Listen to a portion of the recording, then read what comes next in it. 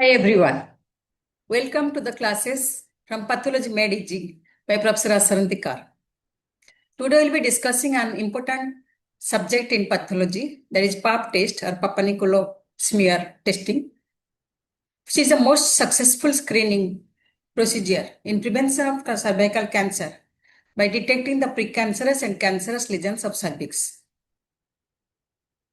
In spite of the wide recognition and the popularity, there are a lot of challenges faced in reporting of pap smears due to the subjective variation and presence of mimics because of inflammation, infection, atrophy, hormonal changes, radiation changes, etc. In spite of that, a close attention to the collection procedure, to the staining, and the systematic approach to the morphological analysis of pap smears can result in a perfect interpretation and reduction of false positive or false negative testing. So in this background, we will be discussing pap smear in the following headings like normal morphology, abnormal morphology, HPV carcinogenesis, the Bethesda system of reporting, approach to cervical cytology, and conclusion. In pap smear, we have two components, the background and the cells. The cells are mostly squamous cells or glandular cells. The squamous cells can be normal like superficial, intermediate, or paravasal. And the abnormal squamous cells can be precancerous like ascus, AskH, LSIL, and HSIL. And cancerous lesions can be squamous cell carcinoma, either keratinizing or non-keratinizing, and others. Under glandular cells, we have normal cells like endocervical cells and endometrial cells.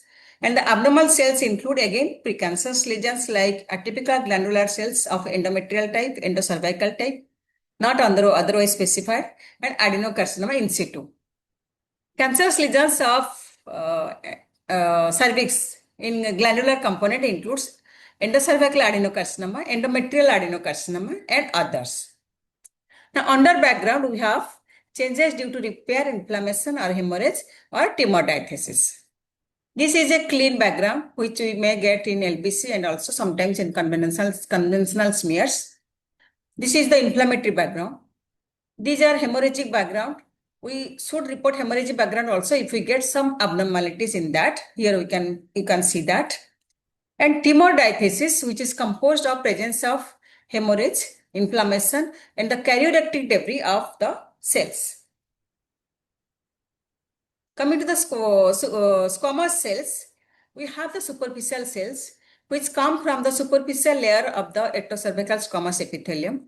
The superficial cells are large, polygonal to polyhedral, and they have a pycnotic nucleus of around 10 to 15 micron in diameter. They have flat orangophilic cytoplasm.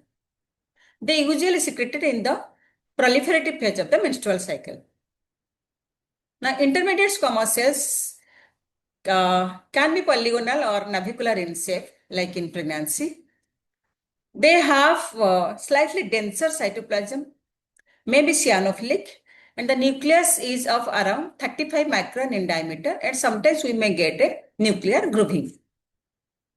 The paravasal cells instead are small cells with low amount of cytoplasm, high NC ratio, and the cytoplasm hue is again cyanophilic or blue-green in color.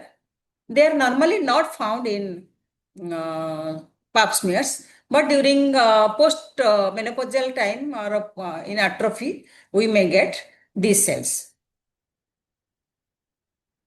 Coming to the glandular cells seen in pap smear, we may get endocervical cells, which are small in size. The nuclear size is slightly larger than the intermediate cell nucleus.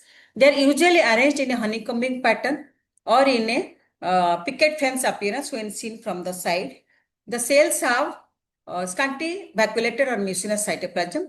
The nuclei are present to one side and they have vesicular chromatin.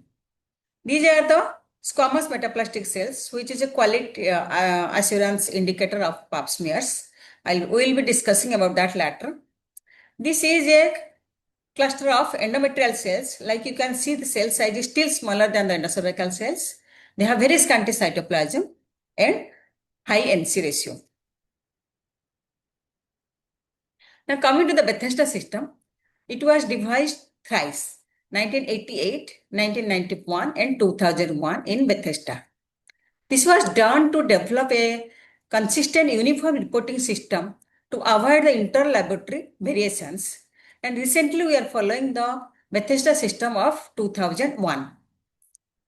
This has three components like adequacy for evaluation, general categorization, and interpretation. The first one, however, is the type of preparation, which can be conventional or liquid-based cytology. As you all know, liquid-based cytology is superior because of its improved sample quality, decreased unsatisfactory samples due to absence of obscuring factors like blood, inflammation, or lubricants, better cell preservation, and facility to do ancillary testing from the same vial like HPV DNA testing. In spite of that, conventional smears are widely accepted because of its easy to perform, cost effectiveness, widely available testing material, better preservation of the background and the cellular architecture, and the thermodiathesis. And also identification of organisms is better with conventional smear.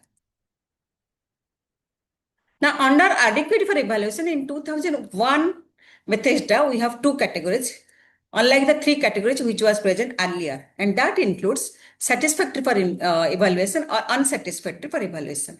As you can see here, we need well visualized, well preserved around 8K to 12K squamous cells for reporting of conventional cytosmears, and for reporting of liquid-based cytosmears or pap smears, we need 5K cells.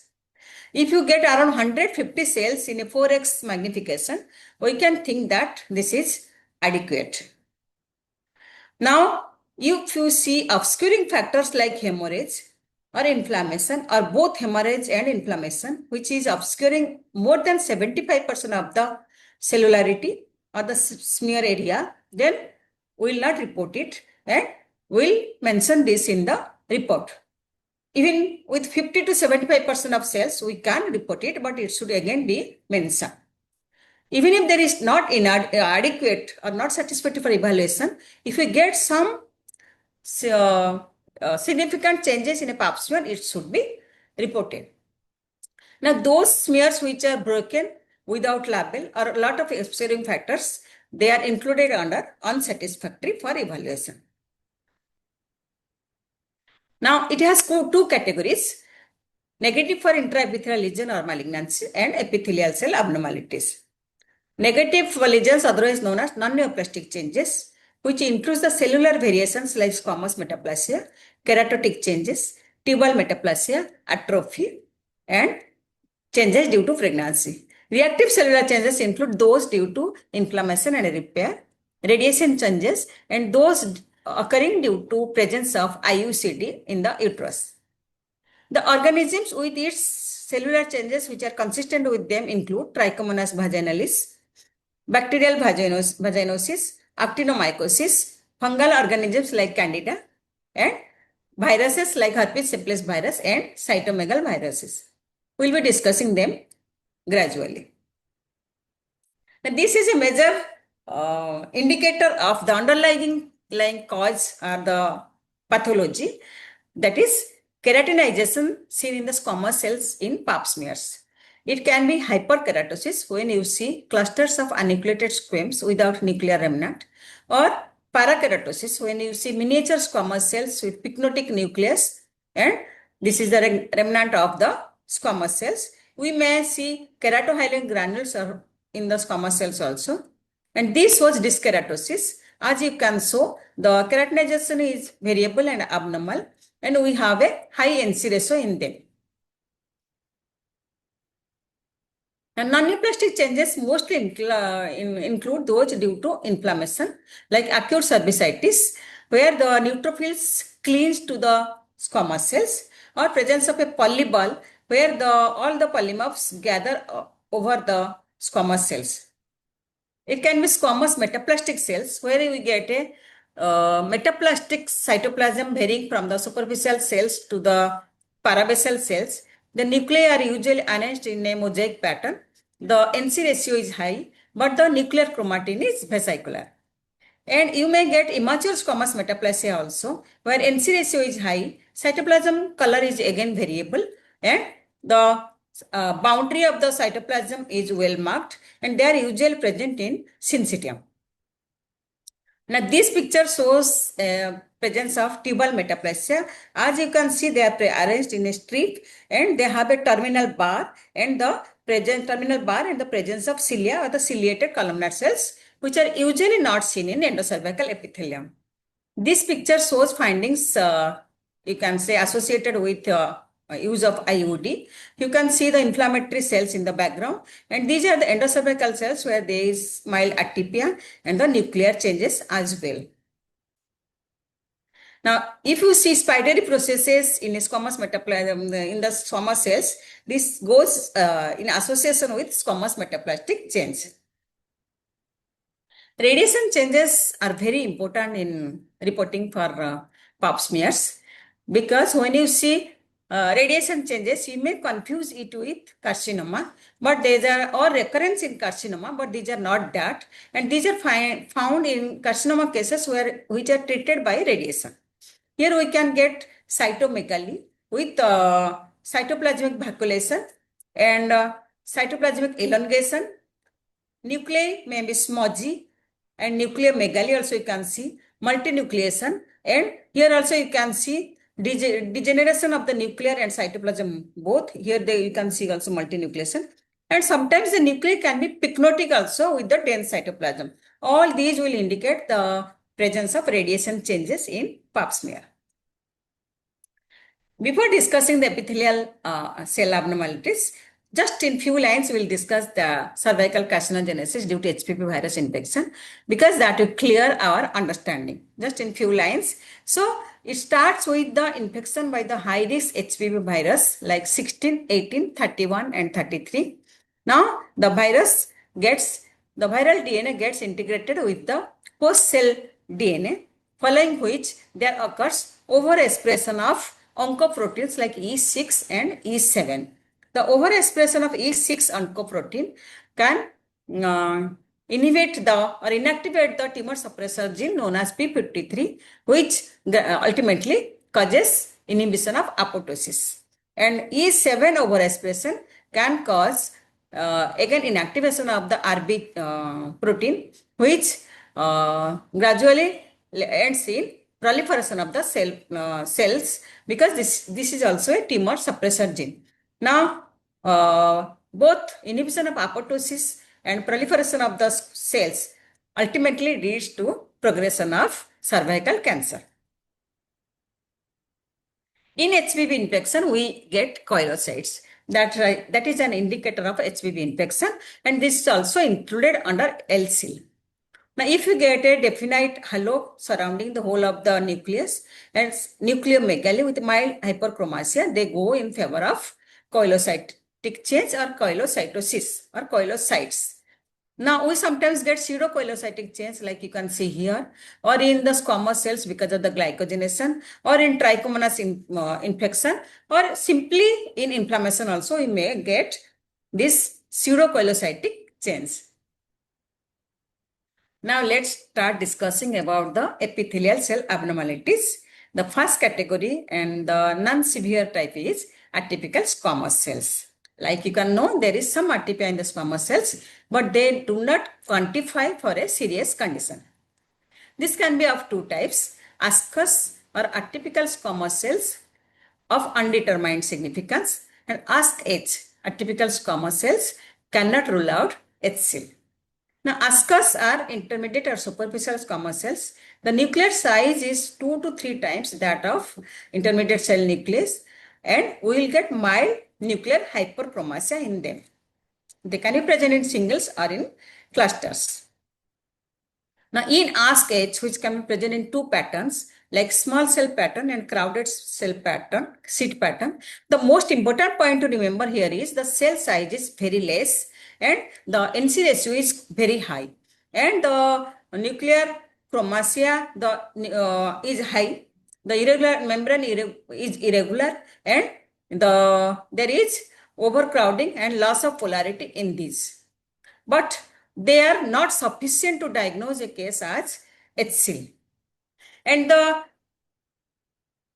squamous intraepithelial lesions include LSIL or low-grade squamous intraepithelial lesion and high-grade squamous intraepithelial lesion. Low-grade squamous intraepithelial lesion includes CIN or cervical intraepithelial neoplasia type 1 and koilocytes. This is also known as mild dysplasia. And here we get the cell size is quite big and NC ratio is low. There is hyperchromasia, slight membrane irregularity, and occasionally we may get nucleoli, but not as much as HSIL. Now, HSIL includes CIN2, 3, and CIS. This is otherwise known as severe dysplasia, and this may mimic immature squamous metaplasia, ASK-H, and squamous cell carcinoma. Here you can see the cell size is small, but the NC ratio is very high. The hyperchromasia is marked with irregular nuclear membrane. Two things are there which you must remember to rule out this from squamous cell carcinoma, like absence of tumor diathesis and absence of prominent nucleoli. Now coming to squamous cell carcinoma, WHO 2014 has defined it as an invasive epithelial tumor composed of squamous cells of varying degrees of differentiation. Leaving aside the small cell cancer type of squamous cell carcinoma, which is very rare, we have two major types like keratinizing type and non-keratinizing type. In keratinizing type, in both there are very marked nuclear features and presence of tumor diathesis. But in keratinizing type, the cells are usually isolated or single with marked variation in cell size with presence of cordate cells, fiber cells, and keratinization will be abnormal like this keratosis, which we have already discussed. Macronucleoli are not seen in this, and tumor diathesis is present, which you can see here. But in non-keratinizing type, the cells are usually present in syncytium, rarely in single. The cell size is again variable but slightly smaller than the keratinizing type. Chromatin is clumped, there is clearing, and one more thing is that there will be prominent nucleoli and marked tumor diathesis, like you can see here. Now coming to atypical glandular cells, which is known as AGC. It can be of not otherwise specified type, endocervical type, endometrial type, or Faber neoplastic type. Now, this is atypical glandular cells. You can tell as Faber neoplastic type. There you can see the cell size has decreased. There is high NC ratio. There is overcrowding and loss of polarity. But see, there is no feathering or palisading or rosette formation. Whereas in AIS, we see high NC ratio, again crowding, but with palisading and feathering. No honeycombing is seen in this. And in endometrial cells also, they are very small clumps, as I have told, very small size cells with very high NC ratio. Sometimes very scanty cytology, which we may not be able to see. But here, if you again get overcrowding and loss of polarity and mild pleomorphism also, with nuclear hyperchromasia, we can stamp it as atypical glandular cells of endometrial type. Now, since we know briefly about all the types of cells, both normal and abnormal, seen in pap smears, let's have an approach. And this is a cell-based approach depending on the cell size and the type. Coming to the large cell type cells seen in pap smears, it can be due to repair, residualization, which are benign conditions. It can be ascus, LSIL, squamous cell carcinoma, both keratinizing and non-keratinizing, or due to chemoradiation. Now coming to small cell type, it is usually metaplastic cells which is seen in, may be seen in inflammation also. Now other more abnormal findings include ASK-H, then HSIL, squamous cell carcinoma small cell type, neuroendocrine carcinoma, and endometrial cells. Now, glandular cells can again be of reactive type, where you get atypical, mild atypical atypia of the glandular cells, or it can be AGC of EC, EM, NOS, or FN type. It can be AIS, which we have already discussed, or it can be adenocarcinoma of endometrial type, endocervical type, or extrauterine adenocarcinomas. A brief approach to each category. Now, large cell type lesions in pap smear, the differential diagnosis, like we have discussed, can be diagnosed by seeing presence of either nucleoli are present or absent. Now, if nucleoli are present, they can be due to either repair, where we see seeds of squamous cells with preserved polarity, no nuclear abnormality. Or it can be squamous cell carcinoma of non-keratinizing type. Like I have told, in keratinizing type, we do not see nucleoli. Here we can see the cells arranged mostly in syncytia or singly. Marked degree of nuclear abnormality is seen, and we see marked tumor diathesis in them because of the invasion. And if nucleoli are absent, we have three categories like reactive, where we see small nuclei, low NC ratio, no nuclear abnormality.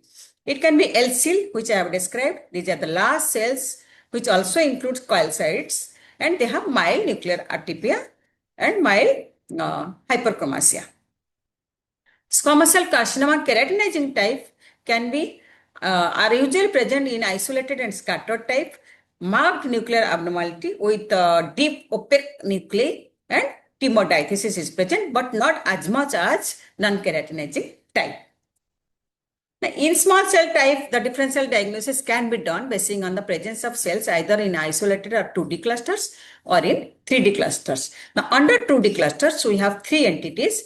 First one is metaplasia. Like I have told, the cytoplasm will be metaplastic, starting from superficial to parabasal cells with a cyanophilic or blue-green hue. The NC ratio will be low, the cytoplasm will be dense, and the chromatin will be fine. You may get small nucleoli. Under HSIL, we get very small cells, high NC ratio, marked hypochromasia, irregularity. You may get nuclear grooving, but no nucleoli, no tumor diathesis. And in AskH, we get same type of cells, but the nuclear features not sufficient to categorize it as HSIL. Here we get metaplastic cytoplasm and less manifestation of nuclear features. Under small cell carcinoma, we have small round to elongated nuclei, scanty cytoplasm, and tumor diathesis will be present, and we won't get nucleoli in this. Now, under 3D clusters, like I have already told you, we'll get endometrial cells, and also that includes atypical glandular cells and adenocarcinoma. Under the differential diagnosis of glandular cells, we get reactive changes, atypical glandular cells of different types, AIS or adenocarcinoma in situ, and simple adenocarcinoma. Under reactive changes, we do not get palisading or feathering, no rosettes, no hyperchromasia. Just there is atypia and mild nuclear abnormality. Under atypical glandular cells of not otherwise specified, endocervical to endometrial type, we will get the, suppose this is endocervical or endometrial type, we get the particular type of cells depending on the morphology. The cells will be present seeds, 2D or 3D clusters. Crowding and overlapping will be present. High NC ratio will be there, but no palisading or feathering. Now, in adenocarcinoma in situ, we usually get elongated cells in tight clusters. And there will be palisading, there will be feathering and marked hyperchromasia with high NC ratio. Now, under adenocarcinoma, naturally we will get polymorphism and pleomorphism. Nucleoli will be present and tumor diathesis will be seen. So, even if I made it very simple and clarified, I think the morphologic features of each one, there are a lot of diagnostic pitfalls, like if there is a low cellularity, if there is obscuring by blood, and there are features of atypical repair or radiation or hormonal changes or metaplastic cells. It will be difficult to rule out them, but the points to remember that time is the cells will be more cohesive. There will be few single cells and less nuclear abnormalities.